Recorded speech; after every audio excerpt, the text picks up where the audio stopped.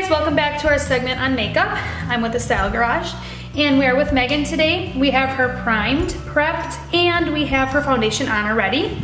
We have a little bit more coverage on her left side with a little bit more of a lighter to medium coverage on her right side. We have it blended with our powder, and now we're going to start by using a little bit of a concealer, and then we're going to use the powder just a little bit to finish that concealer off, and then we're going to go into our bronzers and our cheeks and focus a little bit more on blushes and the types of blushes that are out there. We're going to use a concealer for her. You do want a brush that has a little bit of flexibility to it, but you want to make sure the brush also has a tiny bit of firmness to make sure that you can get it where you want it. Concealers can get real tricky at times because they can go on and they can start actually promoting a little bit more crease line to what you want to use. You do want a concealer that's a tiny bit lighter, not much lighter. And you can see I'm putting this more in a V shape underneath her eyes. She doesn't really need a whole lot of concealer anywhere else. Some people, if you want to put it, she does have some freckles here that we can cover, so we'll put a little bit there. Like I said, using just a little bit, going in more of a triangle shape here, and just using your brush to blend this in. Look up for me. Getting right next to the lash line. Working down in that V shape. Not concentrating heavily on having it completely blended in. The purpose for a concealer is so it does conceal. So after you use your powder, you can kind of see that you can see that tiny bit of a V there. That's okay.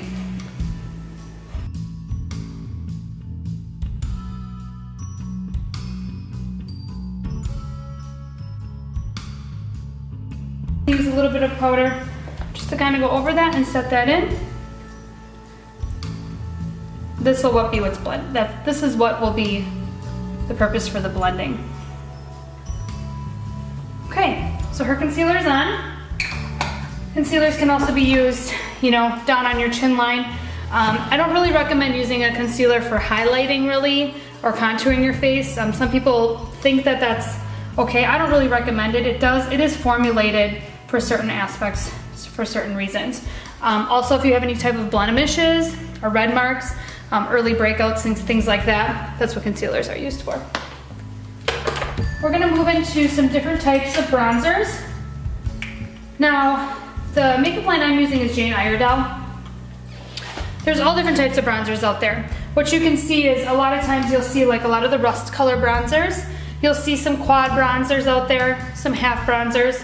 You have bronzers that have a matte finish. You have bronzers that have more of a shine finish. I'm going to use just a little bit of a shine finish on her today. I'm going to use this quad bronzer, and the reason for me wanting to use this is because it's going to have more of a fall look to it, fall look to her face.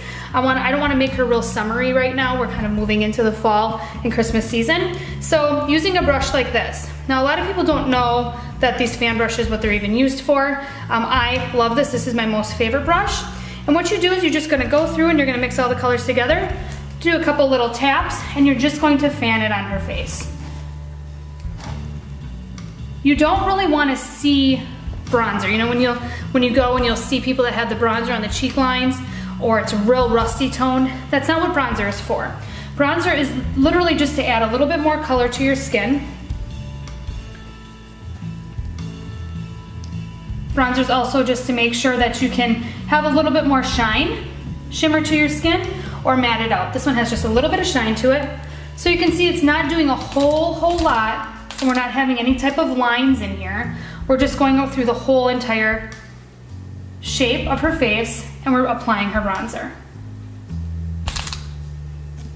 My favorite way to highlight or bring out the cheeks is not to use bronzer to do it. It's to use an actual cheek color. So we have two different types of cheek color I'm going to be working with today.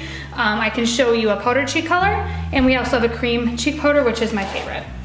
So as you can see, this just put a little bit more of a bronzier effect on her, but she doesn't look rusty. She has a very cool skin tone.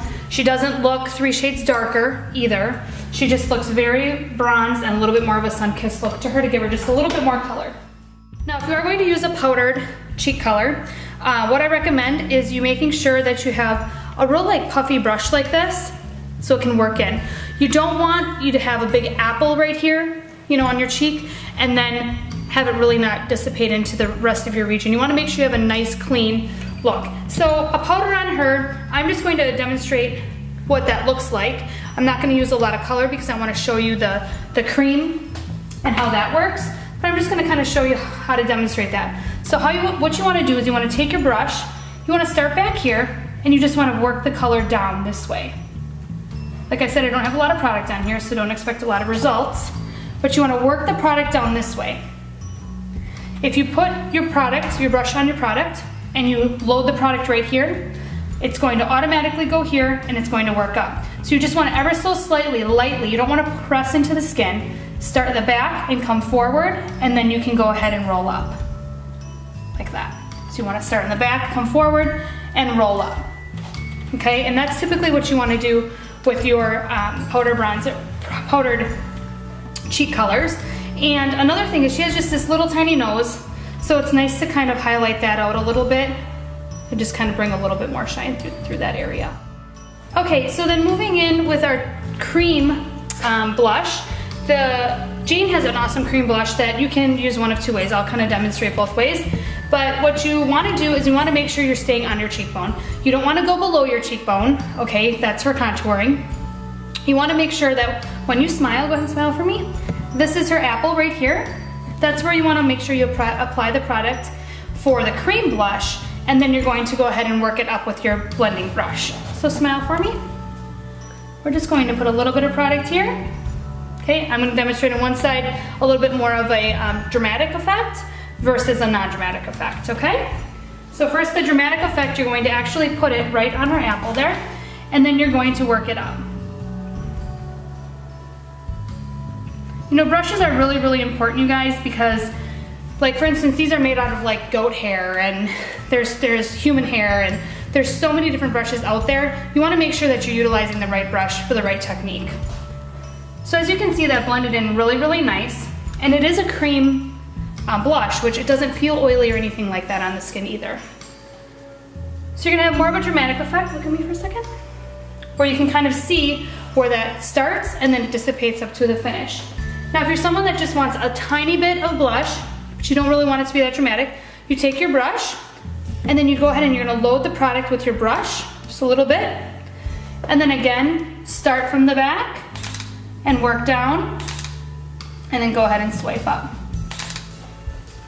Okay, now you can see the difference between the two on how you have a little bit more dramatic effect versus just a very light effect. So this is with our little bit of our working on our cheeks today on Megan, and we're going to go into brows and eyes next, so stay with us for that. Thanks for watching.